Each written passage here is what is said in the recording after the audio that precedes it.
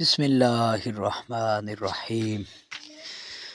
السلام علیکم معزز سامعین اکرام، آج ہمارا واقعہ ہے قوم سبا۔ سبا عرب کا ایک قبیلہ ہے۔ ان کے بارے میں مشہور ہے کہ اس قوم کی بستی یمن میں شہر صنعاء سے 6 میل کی دوری پر واقع تھی۔ اس آبادی کی آب و ہوا اور زمین اتنی صاف اور اس قدر لطیف اور پاکیزہ تھی کہ اس میں مچھر، نہ مکھی، نہ پسونا، کھٹمل، نہ سانپ، نہ بچھو۔ موسم نہایت ہی معتدل، نہ گرمی نہ سردی۔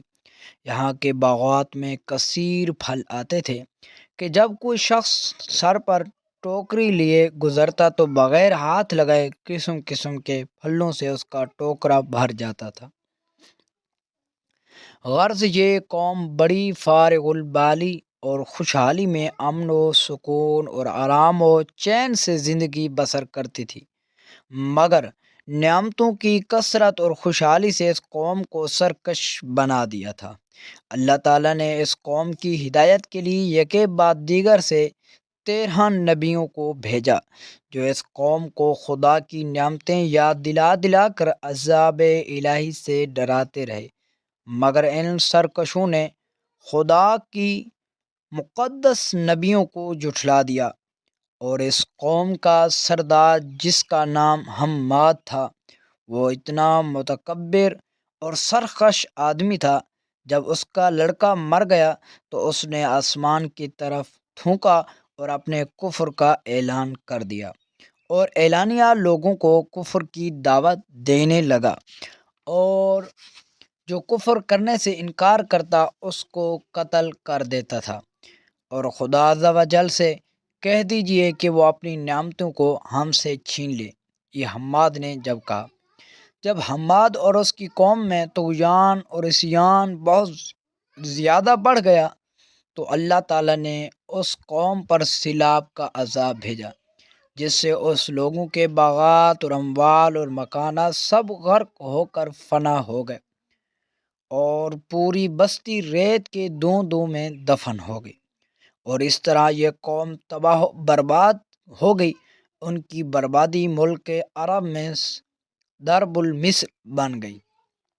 عمدہ اور لذیذ پھلوں کے باغات کی جگہ چھاؤں اور جنگل بیروں کے خاردار اور خوفناک جنگل اگ گئے، اور یہ قوم عمدہ اور لذیذ پھلوں کے لیے ترس گئی۔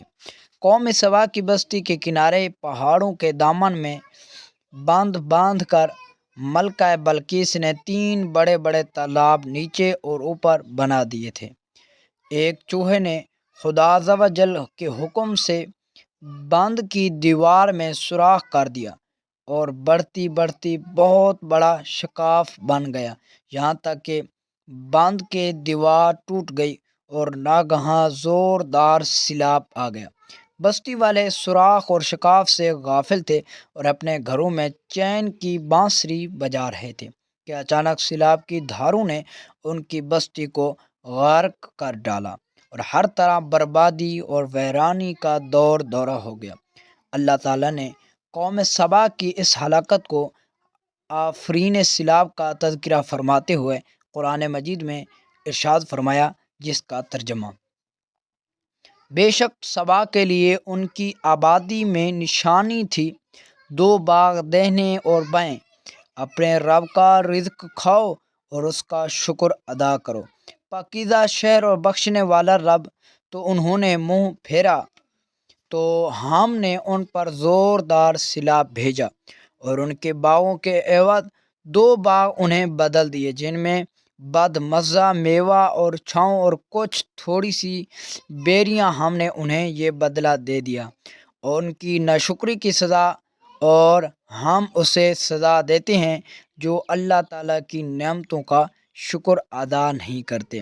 قوم سبا کی یہ ہلاکت اور بربادی ان کی سرکشی اور خدا عز و جل کی نعمتوں کی ناشکری کے سبب سے ہوئی تھی۔